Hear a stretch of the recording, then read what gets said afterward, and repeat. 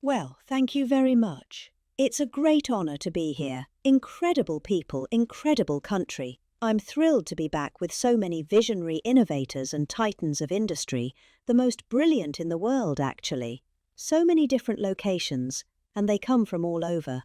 But this is a very special country that I'm in. And the business leaders here at APAC are really fantastic. So many friends. And I want to thank our host at this important summit, President Lee of South Korea. He's a terrific person, and I'm going to be meeting with him this afternoon, and I look forward to that very much. The Republic of Korea is a cherished American friend and a close ally, and as we can see in this beautiful city, it's truly one of the most remarkable nations anywhere on Earth. Here in this peninsula, the people of South Korea have forged a miracle of economic development like you rarely see. An industrial and technological powerhouse, and above all, a free society and enduring democracy and a thriving civilization. And I want to congratulate you. Very few places like it. The entire world should be inspired by all that you have achieved, and they study you, and they do so much to understand what you've done, but most of them don't get it, and it's probably good for you. Keep it this way. Most of them don't get it. They want to get it, but it doesn't quite work out for them the same way it works out for you. So, that's a great tribute to you. We wish we had somebody of a little bit lesser caliber, but they decided not to do that. And so many other distinguished guests are here. So, I just want to thank you very much. It's an incredible room. It's a beautiful room, by the way. All those beautiful people up there, so high up. This place is packed. Thank you. Look at that. We're waving. Thank you very much. But as you know, APEC unites Pacific nations around our growing economies and promoting our shared interests. And today, I come with exciting news from one of the largest Pacific nations. We'll call ourselves a Pacific nation, but one of the largest of them all, the United States of America.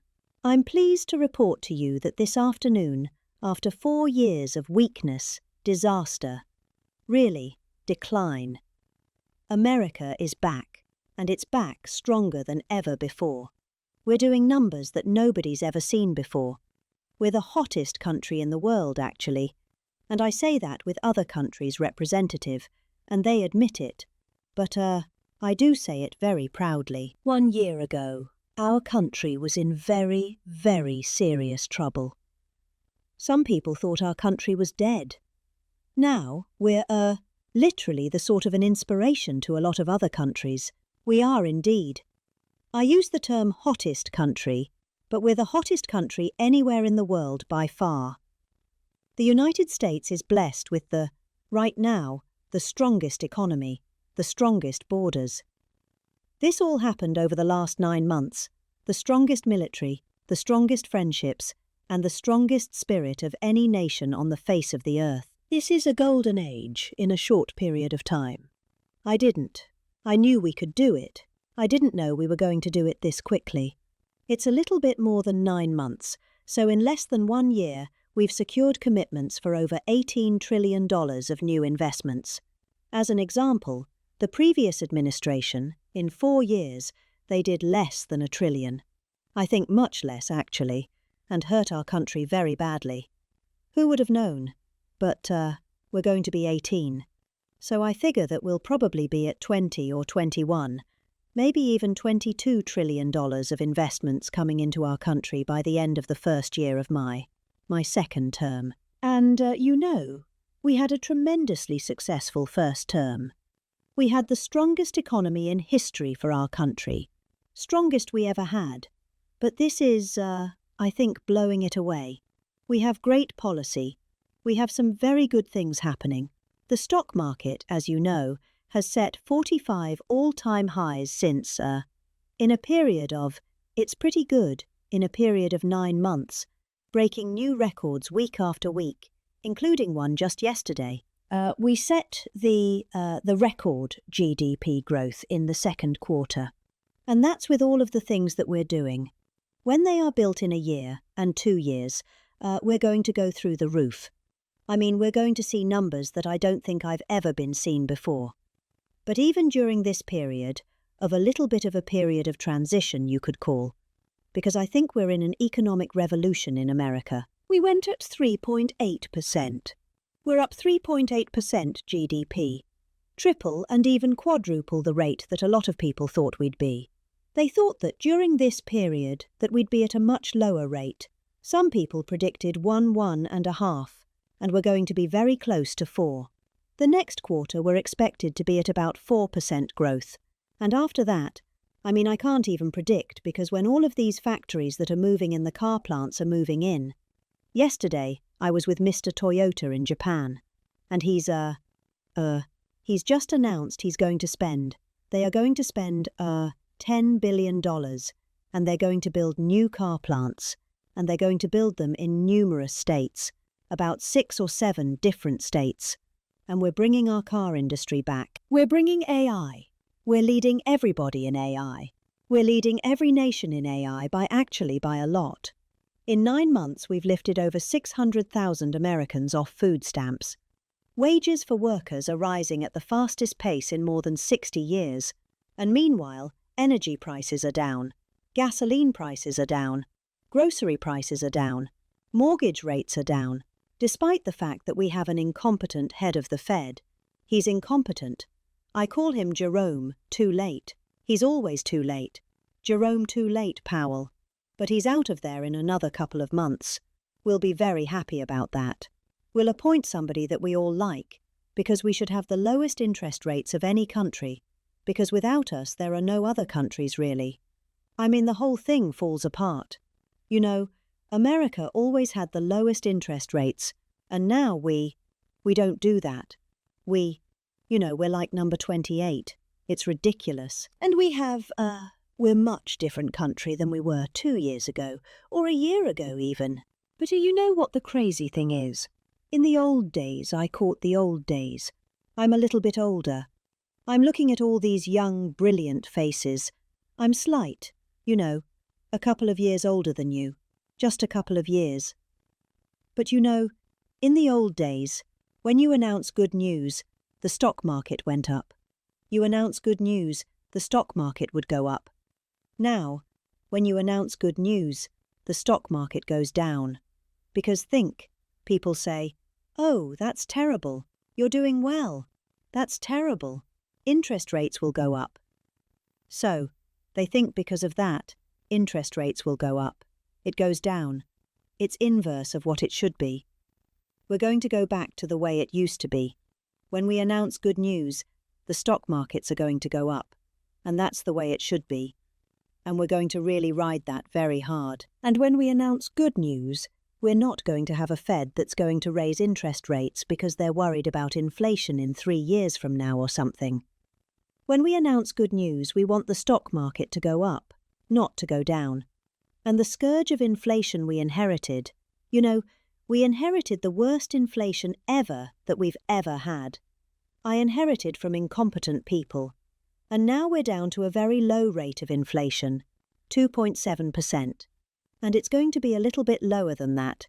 It's almost a perfect number. Believe it or not, you don't want to have 0.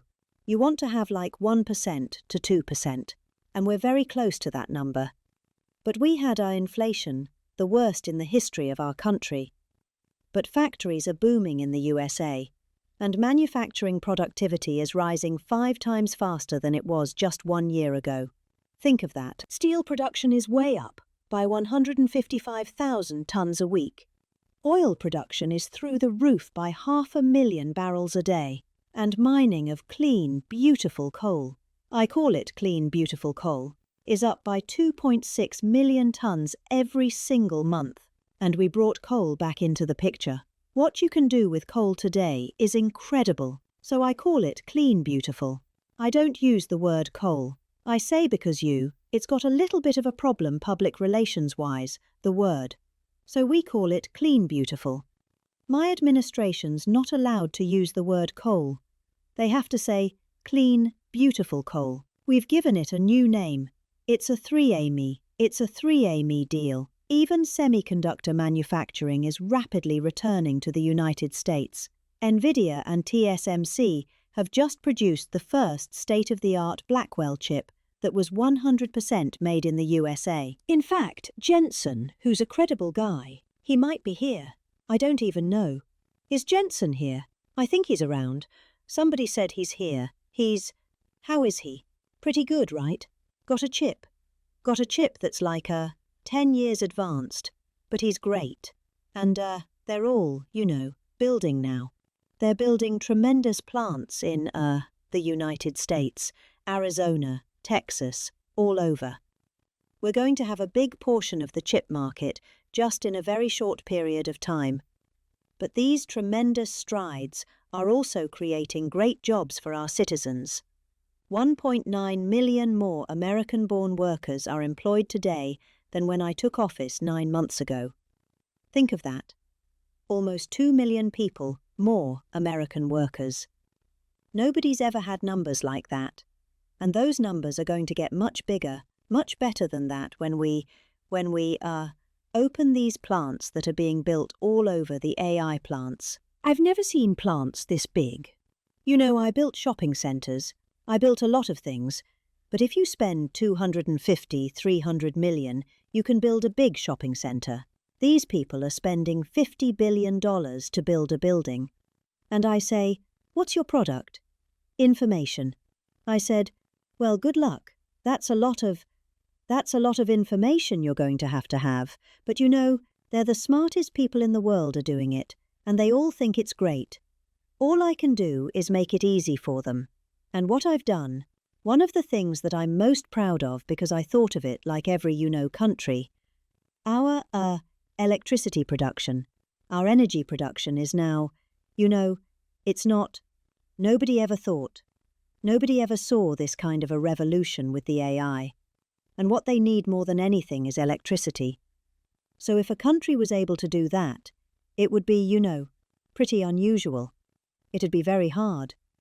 Maybe you could say impossible. So I came up with a concept when they build this massive plant, sometimes the size of Manhattan. Think of that, the size of Manhattan. These plants are I've never seen anything like it. Actually, nobody has. There's never been anything like it. But I let them build their own electricity generating plants with it, so they're building their own electric. They're sort of becoming an electric producing company, in addition to all of the other things that they produce, including information. And what they're able to do is start immediately. We're giving them very fast permits. We're no longer having them wait for 10 years, 12 years, 15 years prior to rejection. They'd go 15 years, and then they'd get a vote a rejection, and by that time their concepts were old and obsolete anyway. And if they have extra electricity, they sell it back into the grid. So they really are. It's really been amazing. And it allows people to start building immediately. And they can't blame the government. They won't blame me because I didn't produce enough out of the grid that's 200 years old. So we have more people now working than at any time in the history of our country. We've sort of just begun. It's hard to believe, actually, if you knew where we were 2 years ago. All of this is incredible news for Americans and for nations around the globe. And it is for South Korea because we're partners. We're serious partners. We're wedded. And we have a very special relationship, a special bond.